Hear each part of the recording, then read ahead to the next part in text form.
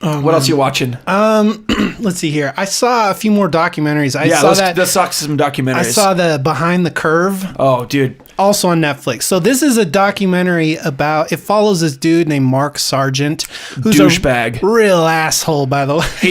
He wants to lick his own chode more than anyone I've ever heard of.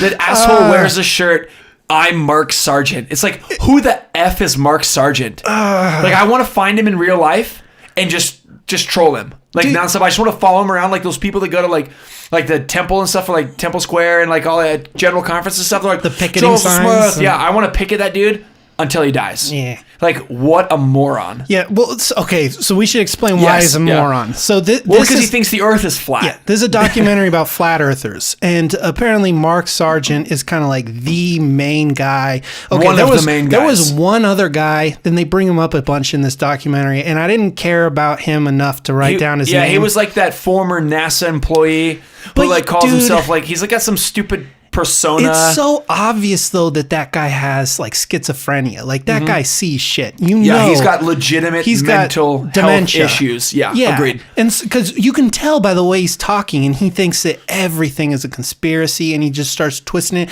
Like you can tell when someone's mentally unwell. Right. And this guy was not good. And but Mark Sargent was the more saner of these people. And he was, what I mean by that is less schizophrenic. I would and when agree. you can actually hold a conversation with him, yes. It wouldn't be very. If you could talk about Mark Sargent, then I think he would have a conversation with you. Outside of that, I mean, so yeah, so it's all flat earthers, and you follow this dude, and he was kind of he ran he made a very, very popular YouTube video that was seen by millions, and it kind of kicked off and really added like the we'll say the kindle to this flat earth fire. This new phenomenon picked up around the world, and now you've just got you could go down this rabbit hole the rest of your life. There's that many flat earth videos now. And so, but this, anyway, in this documentary, they follow him and kind of why he came to these conclusions. That how he came to his conclusions, that it's a Truman Show bubble. And if you look, so he lives off of the coast across the pier or whatever from Seattle. And he goes, look, I think it's the other side of the Puget Sound. He goes, look, if the earth was curved, you wouldn't be able to see Seattle. I can see Seattle, so the earth is flat. But I mean, my thought was, so when I first saw that documentary, I was really excited for the scientific proof, almost like a conspiracy theory where you're like, whoa, maybe there's something to that. And it's nothing more than morons being morons. And that's how I felt, but I'm going to come at it from another angle too. Here's another alternative theory. I've been thinking about this a lot. I'm like, how the hell do people get to where they believe this kind of thing? And he touches on it in this point where there are a lot of conspiracies out there that we have come to know that are actually accurate, that are true.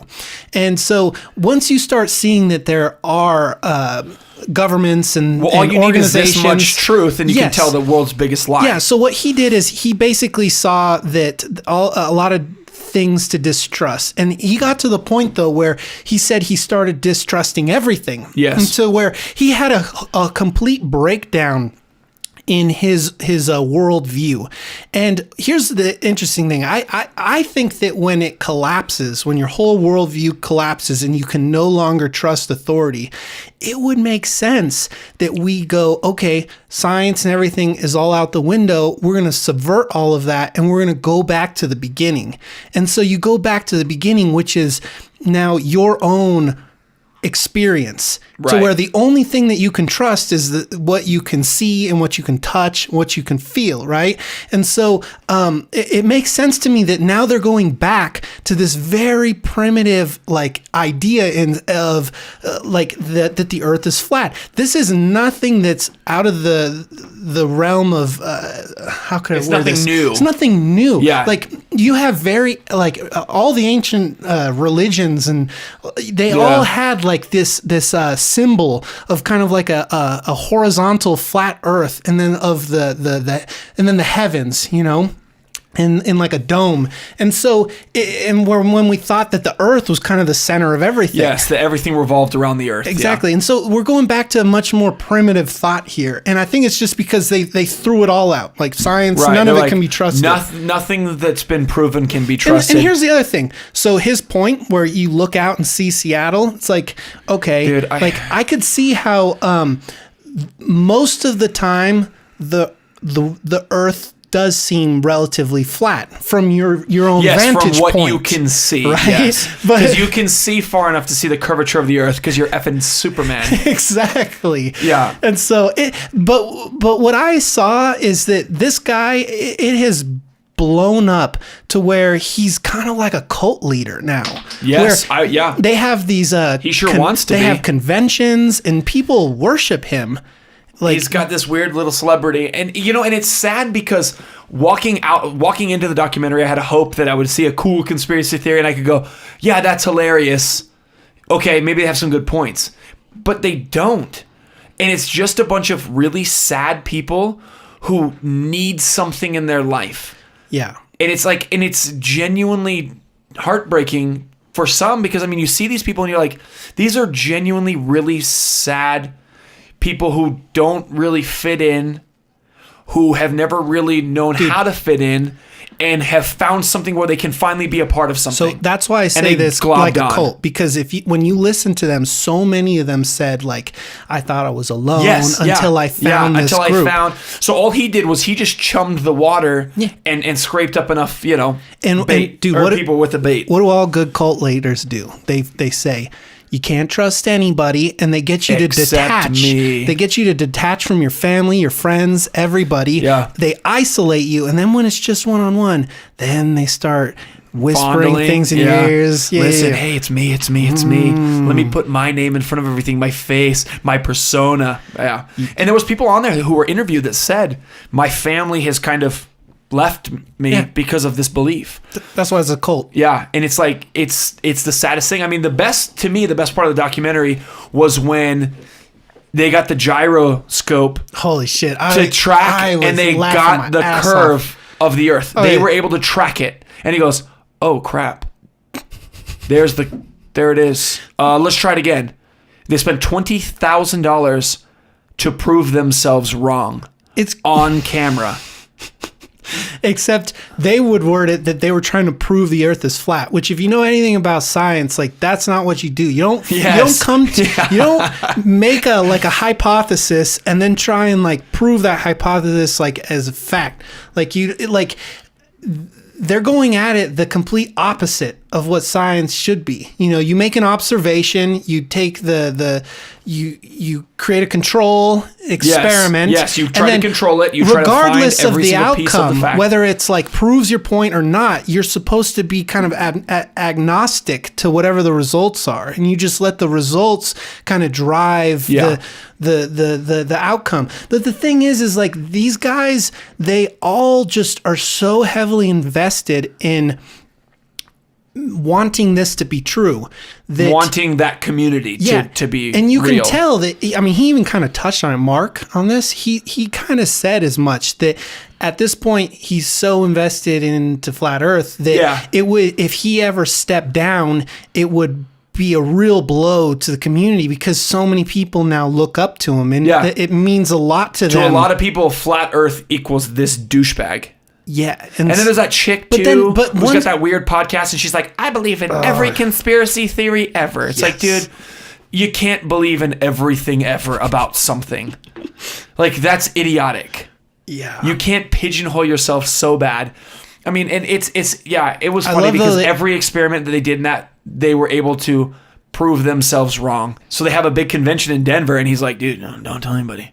Don't tell anybody about this, man. This is bad. This is bad for us. So they've now since announced that they're going to take a cruise. So the idea is that we're in a petri dish with like almost like a globe, like a snow globe. And this petri dish, the sides are giant ice walls, a la Game of Thrones. And the petri dish is the Truman Show. So you can tell that they don't really have even original ideas. They're like, I saw the movie The Truman Show. That's the Earth. We're a flat Earth because of The Truman Show. And we have an ice wall, Game of Thrones. And, and it's interesting those parallels to cinema and entertainment. And so they're going to take a cruise in early 2020, sail south in a straight line until they hit the wall. Have you seen that conspiracy theory that people believe that there's like a ancient civilization in like Antarctica? In Antarctica, yes, because there's like those, we can't fly over it.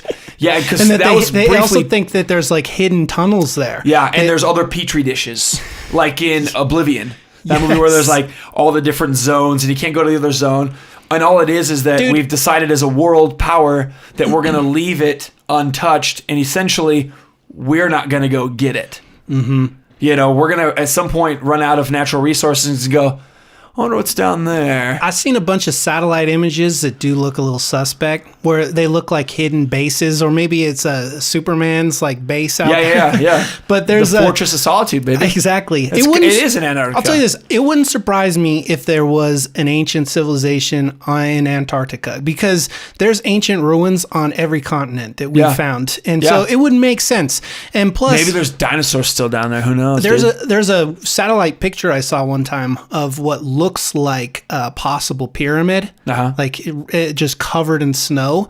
Dude, how badass would that be? That would be freaking cool. If the global warming, since it does is something happening, good for us. AOC says it's going to happen in 12 years. 12 years from now, all that shit melts, and then we see like there's ruins. This freaking badass oasis down there. That be? Yeah.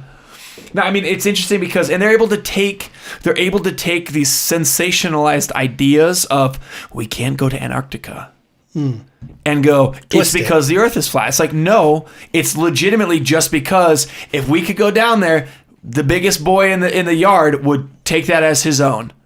Plain and simple. There's nothing more to it than that. So there's treaty borders that you can go to. We have stations down there. I'm sure there's been exploring that, under the radar, nobody knows about. I'm sure every country's done it. I'm sure we've flown over stealth. They've flown over stealth. They've probably picked points where they think that they could find something. I don't know. I mean, I'm sure that's all happened, because why wouldn't it? The Earth is getting very, very small with the way that the world is becoming. And you have satellite pictures and stuff. But yeah, I mean, we could go on and on with flat earthers and how dumb they are. But I like that they had NASA scientists, like physicists and like just absolute geniuses, kind of there to talk about why their psychosis is the way that it is. Mm-hmm. And that, they're like, don't demonize these people, even though I've kind of done it a little bit. They're like, they're people, they're just wrong. They just didn't grow up with a scientific background, but you can tell that they're very they're observant, and they also are inquisitive, you know, which is really good. It's really useful. It's good to ask questions, you know. But you just have to listen to the answers. You can ask questions all day, but you have to be willing to listen to answers. And that's the real problem here. Is that they'll ask all day, but then they plug their ears. Yeah. It's true. What else you watch? Anything on Netflix?